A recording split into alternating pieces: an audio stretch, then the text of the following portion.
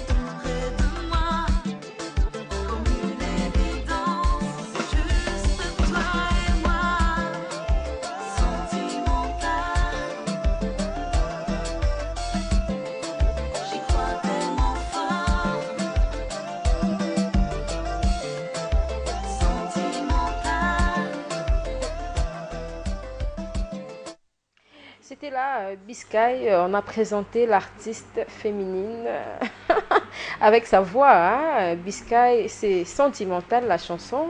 Et le single s'appelle comment déjà?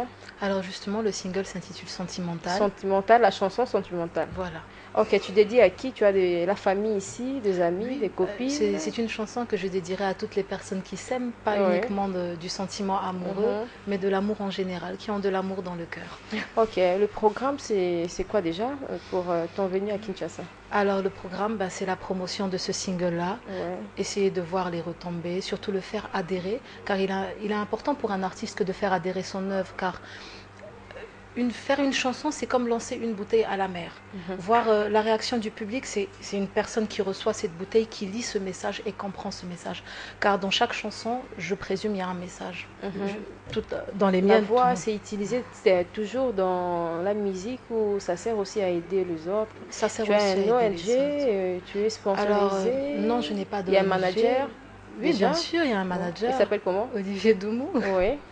Alors, il n'y a pas d'ONG, mais par contre, quand une œuvre humanitaire, quand des organismes humanitaires font appel à moi, je n'hésite pas à être présente, car je ne suis pas milliardaire, je ne peux pas donner des millions. Mais ce que je peux faire, je peux donner de ma voix. C'est tout ce que j'ai, c'est tout ce que Dieu m'a donné. Donc quand un organisme humanitaire fait appel à moi afin de venir en aide aux autres, je n'hésite pas à venir. Et c'est ce qui m'a d'ailleurs poussé à participer à Brazza J'y crois et à Haïti debout, où entre autres, nous avons eu Jacob de Varieux, Princesse Lover, Keisha, et dans Haïti debout, nous avons eu Lame, Manu Dibango, donc de merveilleux artistes. Ok, on a un décès ici de Papa Taboulay. Tu as connu l'artiste? Oui, bien sûr. Un mot par rapport à tous ceux qui te suivent? En tant qu'artiste, j'ai énormément de peine par rapport à cet événement, dans le sens que c'est un incroyable artiste d'un très grand talent. Et je pense aussi qu'un artiste ne meurt jamais, car il vit à travers ses œuvres. Un programme à donner à tous les téléspectateurs qui t'ont suivi dans cette émission HD Ngoma? Alors, comme je vous l'ai dit, c'est la tournée du Cap Vert 2014, ainsi que quelques concerts en Côte d'Ivoire. Ok, merci. Un numéro de contact? Oui, bien sûr. Alors, c'est le 05 631 88 88.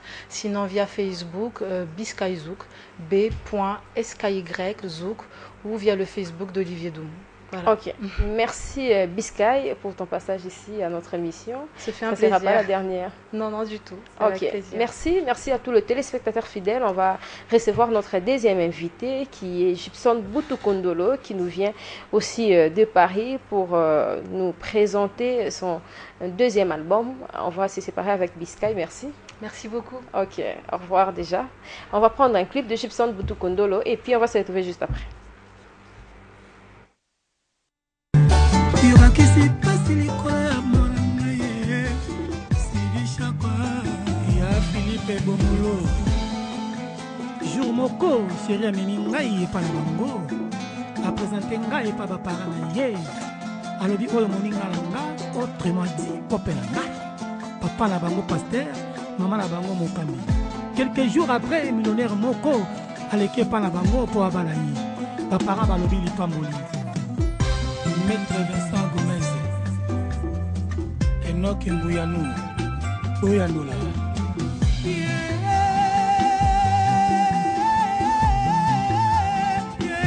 PDG Barta Batomina Patrick Trifazé Fezalouinou Bolingo lekana mona yotana nzela na ngai yozolekelela. Merci, c'était là le clip de Gibson Boutoukondolo, artiste Nabiso, Oyazalara Aye, Azongi, Aza, Netazate, en tout cas, tu as évité ceux qui masoro na ezo évolué ndengeni parce que ceux qui Azate, attaque ma porte-parole, tout le monde a rabanté. Bonjour et bonsoir, pardon, et bienvenue Gibson. Tellement il y a qui déjà avant ma casse, c'était un bonjour et Karamina. Ok, Kapachi, bonjour, bonsoir. Malheureusement, tout ça dans Samoya Mounine a passé. Où est dérangé l'artiste congolais, puis peuple congolais Mobimba. Papa, où est au Meko, là, la Kissabi Sonzela. Allez sous na moïté. Que son âme repose en paix. Nzambaïbi, pourquoi il s'est mis bon. Donc, les lois et les bisous, donc, tout bon ici. Il y a mon nez, donc, c'est-à-dire, il y a mon nez, vraiment, donc. mes condoléances.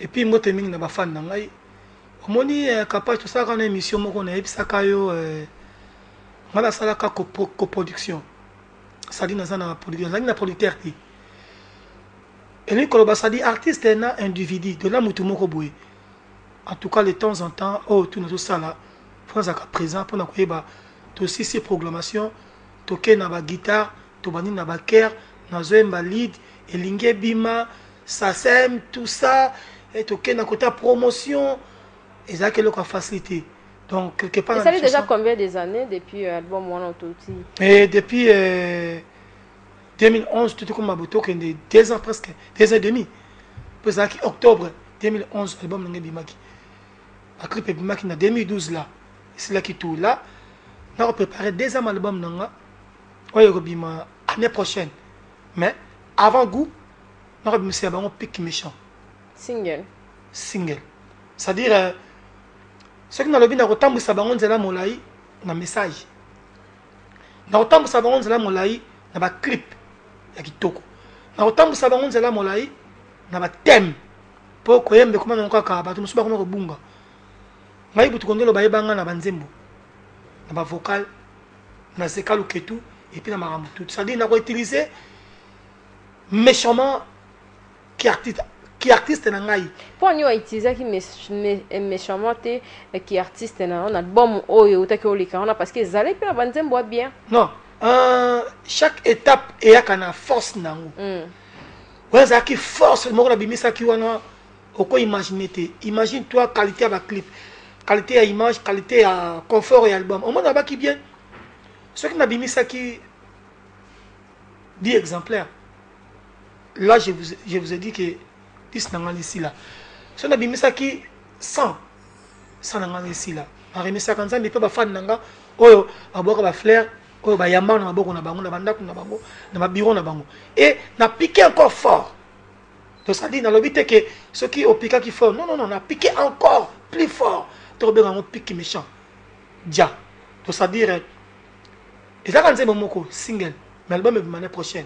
Mais là tu te commences à fin décembre bozwango. N'importe comment on a extrait et voilà. Gibson Butukondolo. Yo moko lobiki okendara pour assister na ba studio ma mbebele bele mais ba fanatique no ba réclamer qui trop album oyo tozongi na ngoka. Oyo uti kolekana pourquoi pas au fan d'ici ango vraiment au lieu de pic méchant au réfère na no promotion album oyo uti koleka au bombeli biso na pic méchant na pourquoi. Non album nanga exact toujours. Un producteur non, ma solo ça va qui bien parce que les équipes brusquement kende. Non, Cynthia, te beti ba concert, na beti ba concert déjà 6 ou 7 concerts. Et album diagnostic à part ba playback, à part ba invitation. Mon lelo oyo yo yebi na ba niveau international artiste a vivara na ba invitation. Tam so batumi ba yeba ngote ki anniversaire moko boye. Ba bengisi artiste que libala moko ba bengi artiste comme artiste américain puis Europe bref tam suna bena betenge ba concert moins na mboka na ngai là c'est sûr mais libanda na beti mo ba concert malgré tout na groupe na kaka na mboka na Congo mais libanda ba zoka comprendre nga mais diagnostic ebeti mais là na beta toujours banzembo kaka o album na ngai na lobite que na beta banzembo na ngai te so na bimisi nzembo moko on va mettre un moment concerté non on va mettre un nzoto na ba super appétit na ba mvoma na ba collet serré donc voilà donc puis qui me chez ça le moko ezo ya ko soutenir encore une fois diagnostic pour que et me mabiso na album nanga o ezo ya deuxième album nanga. OK c'est la version extrait à diagnostic en live. Diagnostic ça banze bébé. Diagnostic ya ngoka. Rumba wana diagnostic.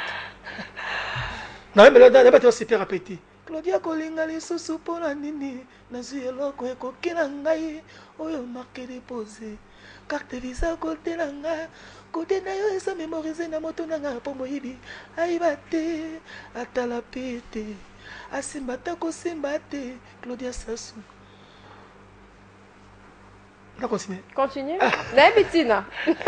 Tina nini? Na ebitina. Teleba tina nini? Te yo yemba kaka na ebitina na sengo no wana pona sengo mususu. C'est ça vraiment l'amour. J'aime comme ça, Claudia. Oh, m'a jamais levé comme toi. C'est toi vraiment mon super. Non, moi, ça m'a bête. Oh, non, il m'a bien dit. Non, normal. Oh, c'est ça l'amour. C'est ça vraiment l'amour. J'aime comme ça, Claudia. Oh, m'a jamais levé comme toi. C'est toi vraiment mon super appétit. Voilà. Donc, ça dit, là, on s'est la banzembo quand tu es poké. Dans l'album, on a un diagnostic. Banzembo lengibo. Zoto na ngai nzoto yo. Chéri zongo sana ngonyo soyo lingi. Bomangana elengi meko bomangana mosuni te. Noki molimo ekotelengane kokoma poliwe. Nzoto na ngai moko yo. Nzoto na ngai. Nzoto chéri nzoto e. Nzoto chéri sele sele. Lokola nzoto a Santiago na kui. Nzoto kapashi kitoko. Salut la biso nanu. Tozo on a moins nostalgie mukia ya Biblia. Obi to sa mingi mingi kotake piki mesha. Non non. Eza non, ya on a lobité. To songa. Nyo se zaka nini? Gibson butu kondolo. Nyo se zaka okaya yo. Ya prompte dévaloriser nga. Nakoloba lisusu nini. Yokokisi nga na bambanda oyo kututu kokana te. Na miso ya bato na komoyoka soni teka dia mona Nzambe yo sali naissance yo sali la vie o sali nyo nani ayo kosala séparation isae ana limbisi o na kombo ya Yesu Masiya wana na Nzambe papa limbisaka biso bana na yo mabeto salaka te bakase na nsima kune pa yokei natombeli yo bonne continuité d'amour mais sois prudente na kolinga te na yoka yo na nsango ya mabe nga jiji butu kondolo mpo naza na nguya te ya kobongola mabe ekoma malamu omoni koyembi yango makasi poni mpe oyembi yango mingi koleka ya sika Gibson oui Biblia oui yo moko moto okomaki yango te on travaille na parolier. En tout cas, dans le bakango, à chaque fois, qu'on sommes banzembo, ils ont mabete. Et puis, dans le baka teke, dans le bi teke, dans le baka teke, que nous sommes banzembo, ils ont mabé. Mais, jusque là, non, na bimisa nzembo, oh, na sombate, ni vocal, ni nzembo. Par exemple, banda musique, si les gens comme banzembo, na ngamoko, na vocal, na ngamoko. Donc, nzembo na Biblia, na komanga moko. Nzembo nanga libala na komanga na maloba nanga ngamako na tia nzembo nanga mon pote Lendi na komanga moko album nanga diagnostic 15 chansons voire même on a sali featuring na Lisha on a sali featuring na Mewe na komanga moko donc to ko chanson nzembo c'est quoi ça tout ça bien pourquoi pas mais pour le moment tu siko jusque là na somba nzembo te nante et puis pour ni ba téléspectateurs pas fanatique oyo ba landa Gibson ndeti kala tokuma omona ke mingi bono sa ya kala échanger si que comme omona pena ke ozoyemba mais fond eza pen donc elengi wana penza oyo ozalaki na wana tanga ba Biblia eza lisute ba fond ya kwa clip ndeti na Biblia omona pena ke fond ya clip ezalaki pena na amour wana na banzembu na yo na bombe diagnostic ndeti ezalaka vraiment te po okota mingi na business osala mingi business otika na ki te nga sala copter nga sala copter mais ce qu'on est là on est ça banzembo ko vraiment makasi différent siko Cynthia copie na ngeza musique quand na fandi bo copie na ngango ce que quand epese melinga siko abi kende bo telema kende ko beta buna ki copie na ngango wana le reste e yakala ngo ba business amikem kezala quand abatu copie ko me copie nza ba yebelinga yi ezaka musique omoni na lobi yango sikoyo kosala eloko oyo yo ozosala mpona yo moko eya ndenge mo te na oyo moto aosala Cynthia ntango mosusu ozwa ntango koyoka te banzembo lokola bakole seri banzembo lokola ba diagnostic banzembo lokola ba adi mama Paulina kimaboto joki adi mama Paulina kimbe moto moko te na mokili ayebi jour ya mort na ye moto moko te na mokili oyo ayebi jour ya nzembo nanga titre nango destin tozobotama mpe kovivre après la vie c'est la mort ata mama abotanga ayebi te mokolo ya liwa na ngai tozwa mon prêtre Lemila tika koluka vina mbango tango soki nanu ekoki te soki osengi mapamboli ya nzambe umeli koluka na molili te moprete elendi la. Donc naza toujours na baparole, naza toujours na message. Donc soko okepena banzembo nanga oyo okuta message nalobi mbote ya pamba yo pesaki ngai yo lati ngai nzoto mobimba biso ya pamba yo pesaki nga ebongoli baponse na ngai natongela yo chateau kati ya motema na ngai. Oyoka message nalobi oh c'est ça l'amour, c'est ça vraiment l'amour, j'aime comme ça Claudia, on m'a jamais levé comme toi, c'est toi vraiment mon super appétit, coup de foudre moi ton amour. Message. Donc naza toujours na ba thème le kola papa na biso ba lutumba ba madilu banzembo oyo etika ba monima na mitema bato natala tebetaka concert moko na latino waza ka exemple na Bercy to bandaka banzembo moko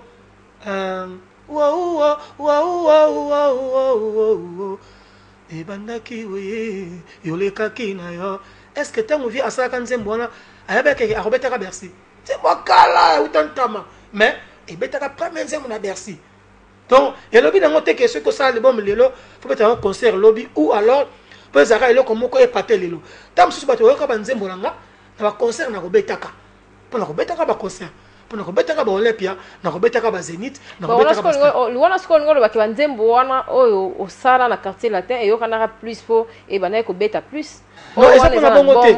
Eza on tepo ozo exploitant vraiment te. Oui, omoni eza na le bongo te. Eza ka ke omoni technologie pe monde pe évoluer na makambo nango na bandengi nango. Musu baza ba sponsor. Musu azali ye moko sponsor. Ni la biso ko production ye moko producteur. Ye moko beta management ndenge na ye moko abimisa.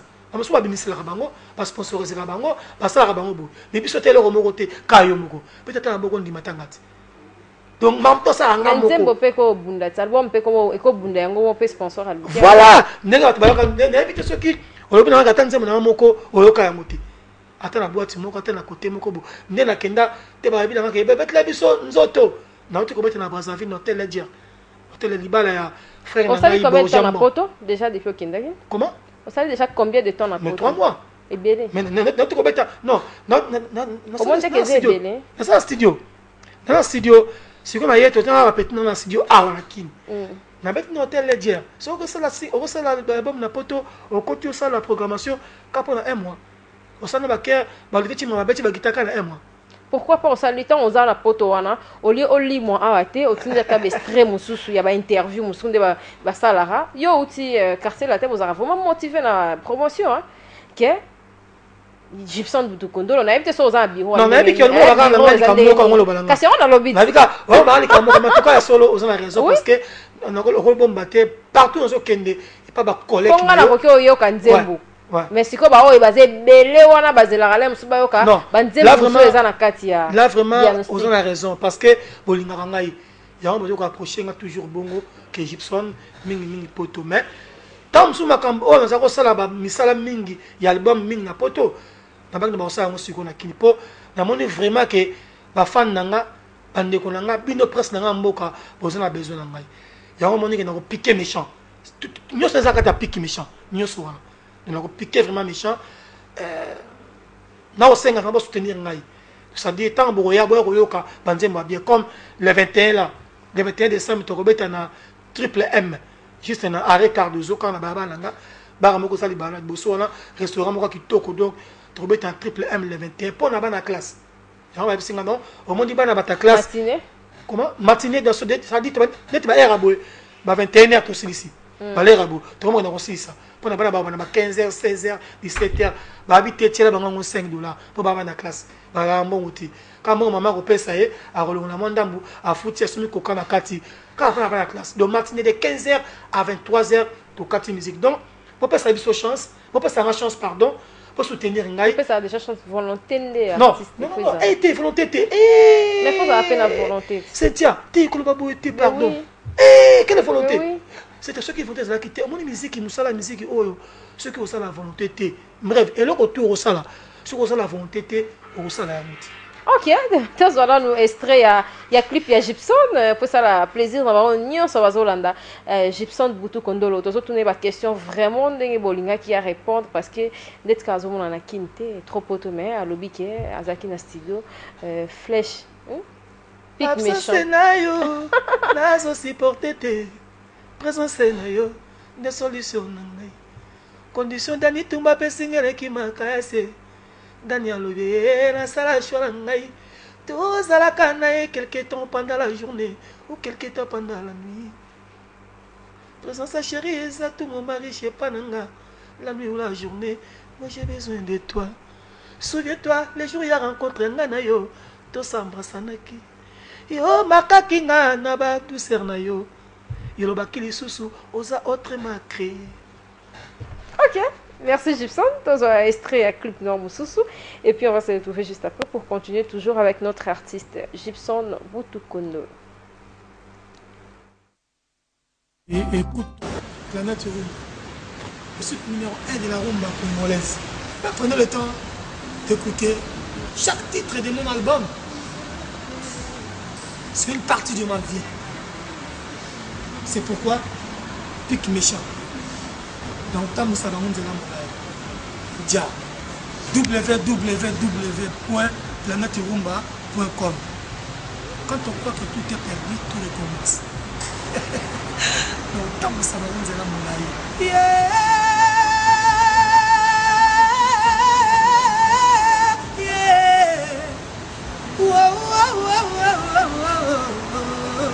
c'est qui? Non, c'est Gibson. C'est Cardinal, c'est El Moridja. Na autant que ça va monter là, mon aïe. Dia. Prenez le temps de Pic Méchant. Pourquoi Pic Méchant? Dans l'amour, il y a des hauts et les bas. L'amour m'a caressé. L'amour m'a donné l'amour. Et aujourd'hui, l'amour m'a quitté. Quel choc, Pic Méchant. Car tu es bien. Écoutez Gibson Cardinal. Na autant que ça va monter là, mon aïe. J'ai écouté les chansons. Nayoki Yoki. Et là, je vous assure, ça va barder. Ça va péter les flammes. Avec El Moridja. Le cardinal de la rumba congolaise.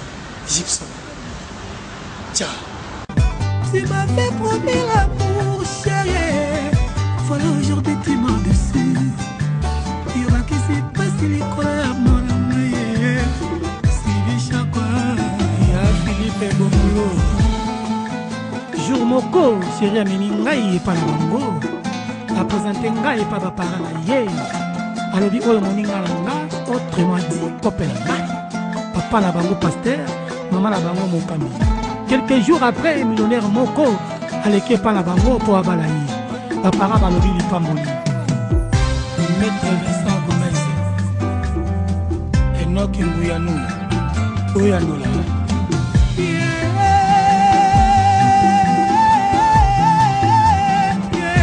PDG Barta Batomina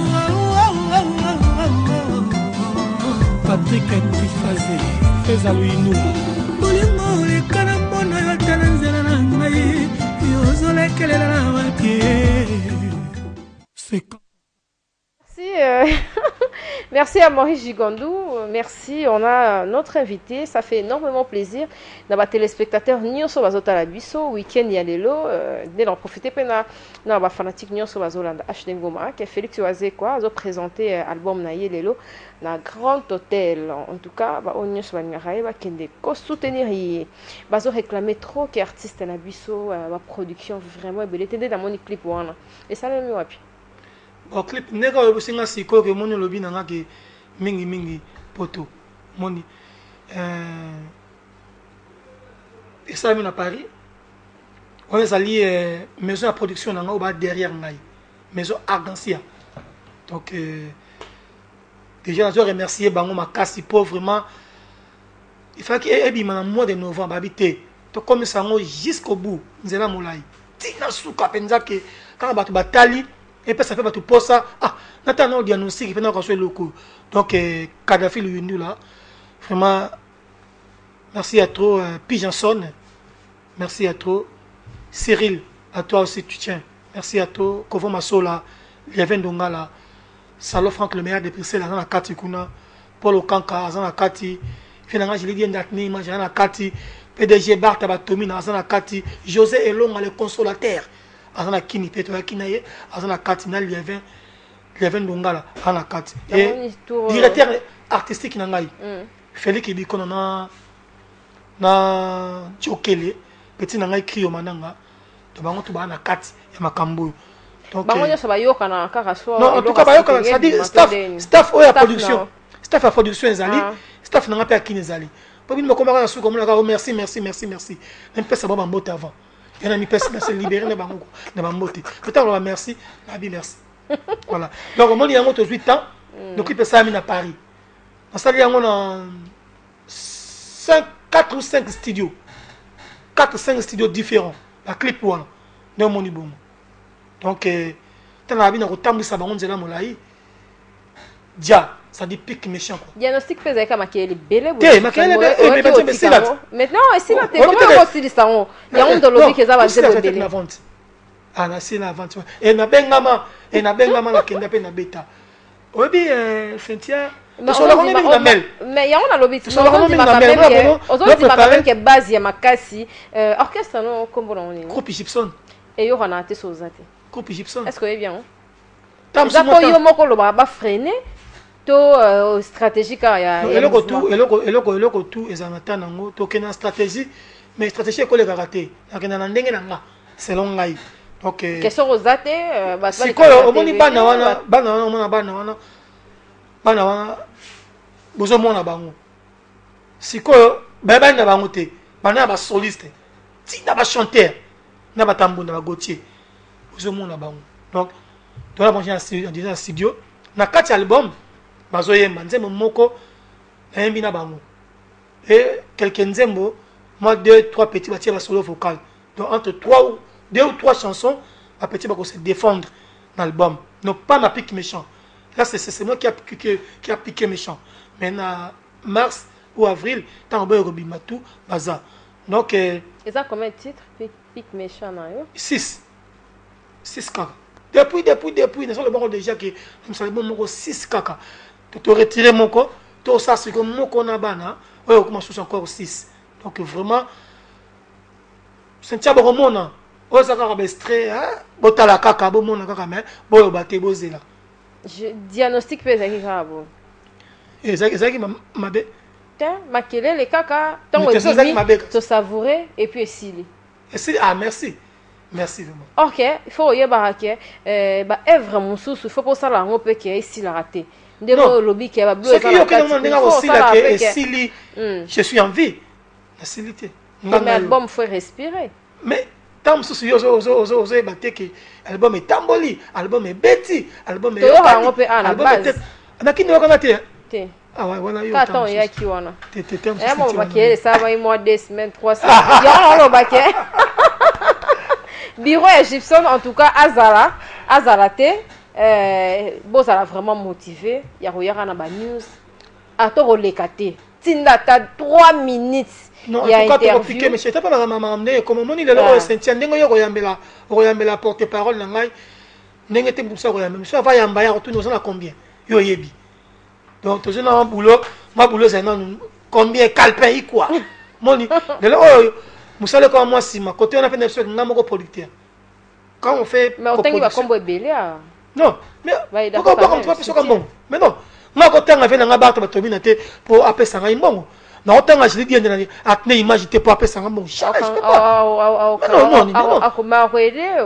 mais d'accord voilà d'accord il a chaque jour te après na engagement là après na mos na bana na si c'est mon vieux on s'arrête là je te dis bonjour moi je dis ndenda atne image ne pas moi t'as pas ko senga mbongo anga ko ka bongote ah désolé na ko ka monter ce qui li kambo moko zali ya grave ah là non que notre grand frère en dehors ya makama mabanga ah là je peux aller à mon grand je vais faire ça mais quand on a doit qui vient doit qui yo ne peut sanga ah mais non comme mendiant tu peux pas faire ça ne connais pas bongote même pas na quoi pas dans ta musique na latino jamais qui vient mon entendre sur 5 peut-être fait pas na non Gibson vient na pour là à mon ngate na travailler ah na fandi bureau na ngango donc apena mon ngao là-bas départ non pas na latino ça sous silence non na bibi na kola bongote na sala pe bongote c'est on a retourné au question Bon, il y a une relation à Quadra Koraman. Mais l'anniversaire, un mouvement est raté. Voilà, Zali, monument. Voilà, monument. Alors, on a déjà bien émission, on peut une fois que idole Nangai. Avant d'aller Manaye, Azaki idole Nangai. Il y a un ligne qui m'a baisé la tête entre Nganaï. On s'appelle Netinoto Yabuna, Bengaki. Pour la 4 Nzembo Oyo, tant Nzembo Sili, pique méchant. Tant pique méchant Sili, na souka. Pourquoi que l'on a sali aïe pour nous revienne. To zakate que non, ceux qui lobby azate ou atiki na musique, bon bon niko yemba été.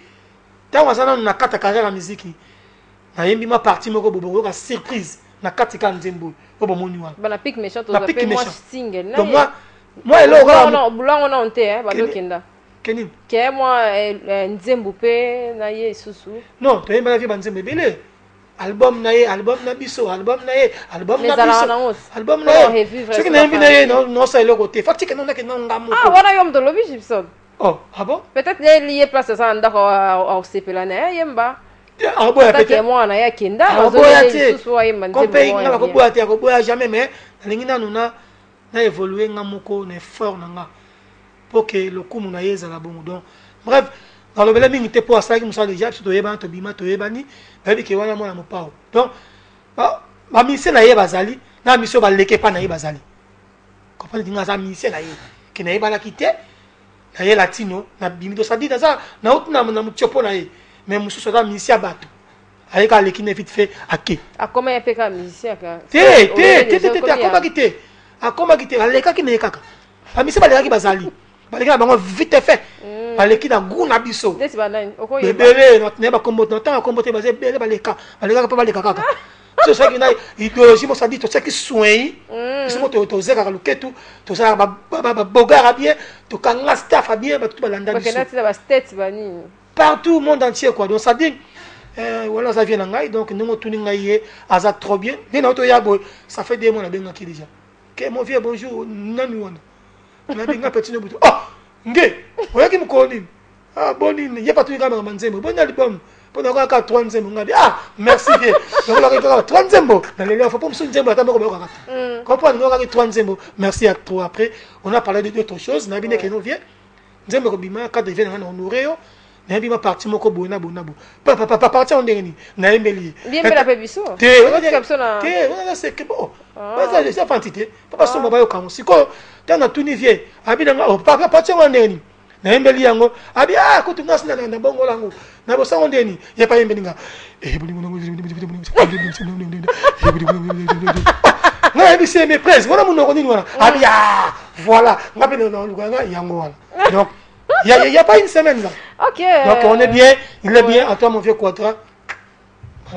Ok, tout ça extrait concernant Yamatadi, et ça qui est vraiment triste parce que dans le retour, des accidents et Salamaki, Ringambuya, bon ben Cynthia Omoni et Zamakambu, nous avons passé, nous avons eu on a vu dans Haïti, nous avons eu Sombaki pour que nous soyons en Haïti.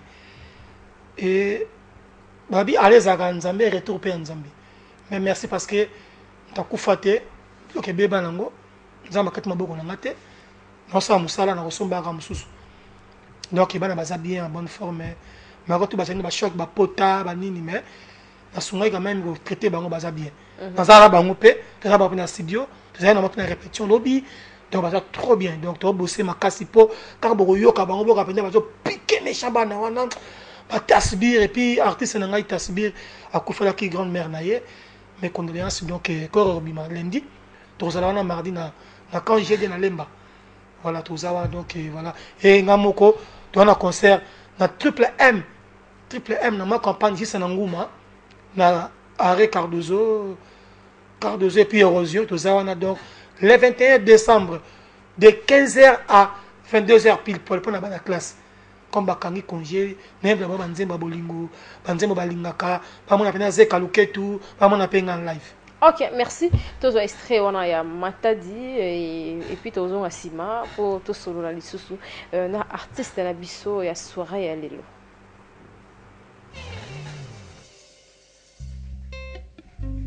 Bonsoir bana Matadi. Muna kwa benove. Bonsoir bana Matadi.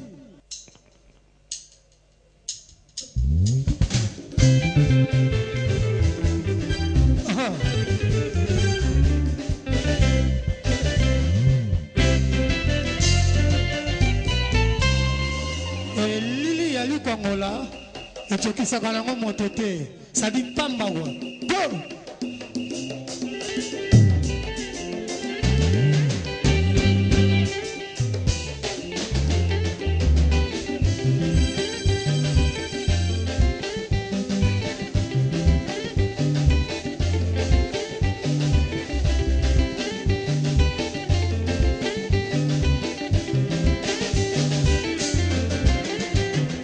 Luka luka vina mango tango soki nano ekoki te soki osengi mapambola nzambe umeli koluka na molili te mon prêtre eleki na tika kusosa luzingu na ina tangu mevanda teteve letoke vingila ya tata okea ofele letoke vingila ya nzambi yake vandaka na ina suka seliwa mokilito ye mondolo suka seliwa balobaka na ngana simba kisi na bonanga botina te nakabunda na la vie na ngayo obere ngobila nakabunda na la vie na ngayo deni de bambongo si je voulu faire semble matama pompe mande mondo yo kile kitae mande mondo yo kikama sudile elingi boboto koyoka na pe kolinga na kodi na tonyo na mokili tozae ede toile sietedera kendeke malembe kobosanaka te losambo na mokili tozae moto na sadepa na ye anga kwa triple tase anga mama bibitu mama i kamionete mbola bina mango tango soki nano ekoki te soki osengi mapambola nzambe umeli koluka na molili te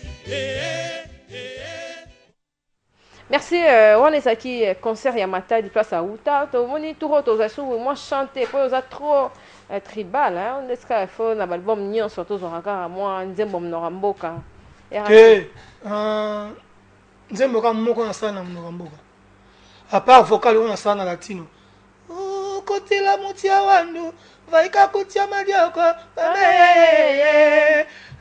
sianga yo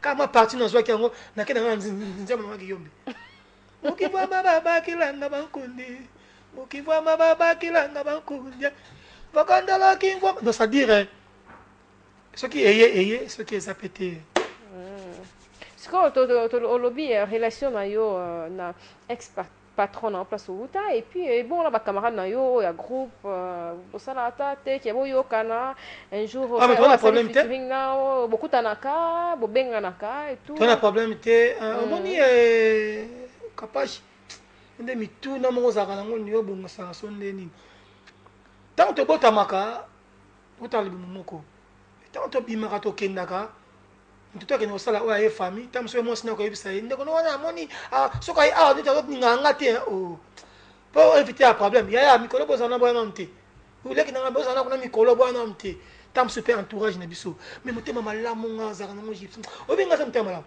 otika il passe en point il passe ngai oui mutu moko bozaka ne ba monio ba monie ti siko ata et là ba les arabes moko donc so ba monio ba monier mais na moté malamu wana yo pour sala ke to zarabu na mtema malamu mo ngali pasa na komba na Fally Ipupa di Cap la merveille elle mago nani donc non bon naka bo benga naka en tout cas nako buka lokuta na TVT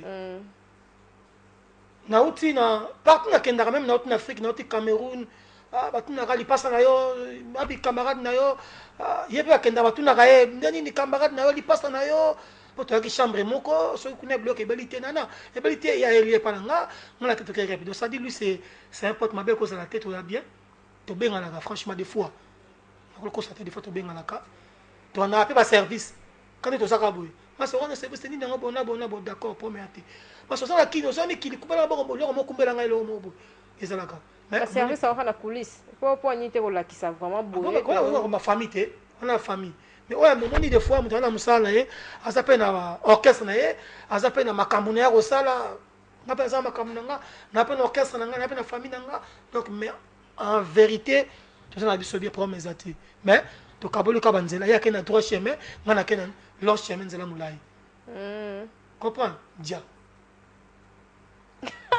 Merci Gibson, le programme nayo eza ndenge nini. Voilà en tout cas mot gentil par rapport à baonir so balandio. En tout cas na yebi keloko moko ezo salanga pasi na motema on a osenga na batu ba soutenir ngai moralement, physiquement, spirituellement. En tout cas bo soutenir ngai. Donc na za prêt robete ba concert na niveau tout. Ti na za boy. Comme on dit concert à Matadi, Naouti Nabangi, Naouti Cameroun, Naouti Brazzaville, Naouti Ponton, Nazobe tapé moi mon kem na beti na kinité ke ba kinya pe ba yoka bena butu kondo loki na inter. Ngala ko sakate ke na na programme te, na robeta na mboka boy, je peux pas faire ça. Na sala ngote. Là ça dimension oko sanzambe parce que public était la biso ba nzambe na biso. Ceux qui okosi ba na robeta klasibo. Ce que ba c'est l'image. Il y a le makabuma. Il y a on a boya repère sa programme soki eza bongo tété. Okay. Donc ça dit vous en a confiance na ngai na yoki kolela la bino o bolingi nga za lango ke mingi kin na ça to nebi ke tang bolingi nga la fanda na kufanda donc en tout cas poto en tout cas ba 45 jours za mingi vraiment bino ne bosunga ngai merci na ba o bazana besoin na ngai numéro directeur na nga Félix Bikono na ko to mikolo ko la vieille au poto ayaki azaba service mamuki ya poto mais bobengi ye bokozwa Félix Bikono ou bokozwa Jokele. Le numéro on peut Sabino et 09 76 90 51 28. Demandez quoi bazana ngambo. Robeta 00243 976 90 51 28 00243 976 90 51 28. Voilà le bureau nangai technique. En tout cas merci à toi. Merci à toi Kapas Cynthia. Nengo otumolanga na mail kino otiki mboka otiki terrain. Mais oui, faut zonga. Non, na saka nga awa mais boulot. Mais kocha ba Eve. Ande ko ngai pique méchant et ça peut pas piquer méchant quoi. Dia. OK. Tous les musiciens comme d'hab jeudi na 12h pile poil. Tout ça la boulot pour. OK. Vendredi, merci à toi. Merci à notre sponsor XXL Endurance sur les Mbaté. Merci à notre président Chabani Record. Merci Magloire Matundou. Merci à Maurice Gigandou. Merci à Jacques Piana, mon Papi Mandeke, pardon. Et puis Pichu Molobois. En tout cas, merci Nakordon Gilbert Biladi pour coaching et Amakasabi Karasukyo. On a changé tes caches. Merci Nakordon. Et la rediffusion de cette émission, c'est déjà le mardi à partir de 16h. Et Tozara Anabino, merci et bon week-end. Bye bye.